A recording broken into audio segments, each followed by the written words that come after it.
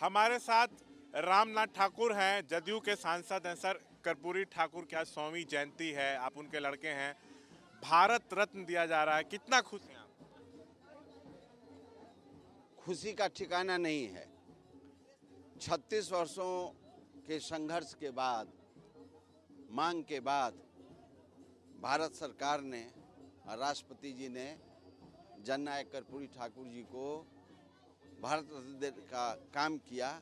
मैं अपनी तरफ से, ग्रामवासियों की तरफ से, पूरे बिहार के वासियों की तरफ से और जननायक कर्पूरी ठाकुर के सुख और दुख में साथ देने वाले पूरे इंडिया की तरफ से हम उन्हें बधाई देते हैं और अपनी तरफ से कृतज्ञता ज्ञापित करते हैं। आज उनकी जयंती भी है, तो क्या क्या कार्यक्रम रहने वाला है आज समस्तीपुर में? आज मुख्यमंत्री जी आएंगे, माल्यार्पण करेंगे, किताब का विमोचन करेंगे और उसके बाद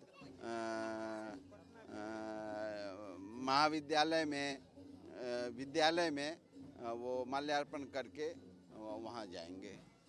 इतने लोकप्रिय थे कि उनको जननायक कहा जाता है। 1988 में निधन हुआ। आज भी अति पिछड़ी जातियों में, पिछड़े वर्ग में बहुत लोकप्रिय है।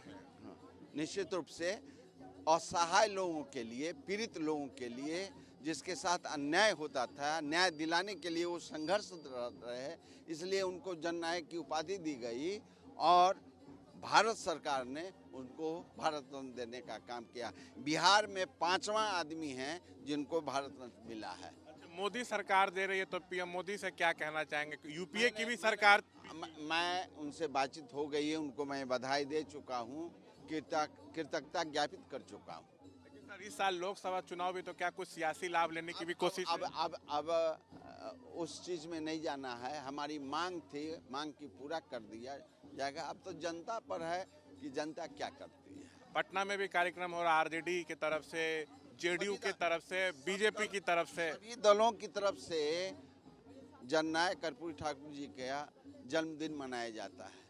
अच्छी बात है कि बाद में पहले एक दल मनाता था, अब सभी दल मना रहे हैं। इसका मतलब उनके नीति और सिद्धांत, आदर्श, जलाए हुए मसाल पर अब सबको विश्वास हो रहा है, इसलिए सभी लोग उनका जन्मदिन बनाने का काम। सामाजिक न्याय की अलख जगाने वाले नेता के रूप में याद किए जाते हैं, कुछ बताइए उनके बारे में, आपकी कुछ यादें?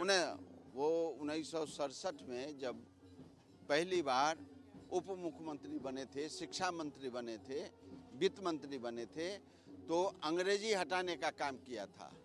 अलाव कर जोतों पर 5 एकड़ जमीन पर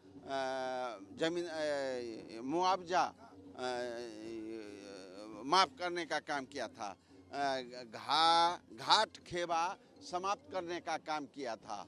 उर्दू को द्वितीय राजभाषा बनाने का काम किया था। सर, 10th तक जो है पढ़ाई वो मुफ्त किए, राज्य के विभागों में कामकाज हिंदी में हो, ये अनिवार्य किया इसको, तो एक से एक फैसले लिए जो आज भी याद किए जाते हैं। हाँ, निश्चित रूप से 1967 में इन्होंने जो फैसला लिया, उसके बाद 1977 में शराबबंदी का फैसला उन्होंने लिया, आरक्षण देने का काम किया। ये फैसला। बिहार में लोकसभा चुनाव है, तो थोड़ा सियासी बातें भी होंगी।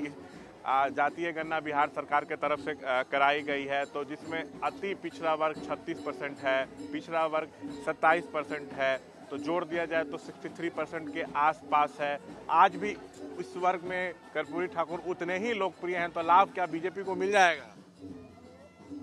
अब जनता पर निर्भर है, लेकिन जिन मूल्यों के लिए जननायक कर्पूरी ठाकुर जी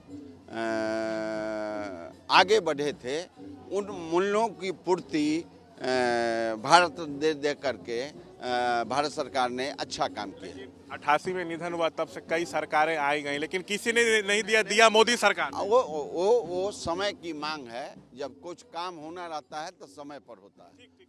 तो देखिए, कर्पूरी ठाकुर की आज 100वीं जयंती है, उनको भारत रत्न दिया जाएगा। मरणोपरांत केंद्र सरकार के तरफ से ये ऐलान किया गया है। हम समस्तीपुर में हैं, यहाँ पे नीतीश कुमार भी स्मृति भवन में आने वाले हैं। कर्पूरी ग्राम में, ये कर्पूरी ठाकुर का गांव है कर्पूरी ग्राम, तो नीतीश आएंगे, यहाँ पे पुस्तक का जो है वो विमोचन करेंगे। उसके बाद कर्पूरी ठाकुर की प्रतिमा पे माल्यार्पण भी करेंगे। पूरे मामले पर हम बात कर रहे थे रामनाथ ठाकुर से, जो कर्पूरी ठाकुर के बेटे हैं और जदयू के सांसद भी हैं। कैमरा पर्सन विशाल राय के साथ शशांक कुमार, एबीपी न्यूज़, पटना।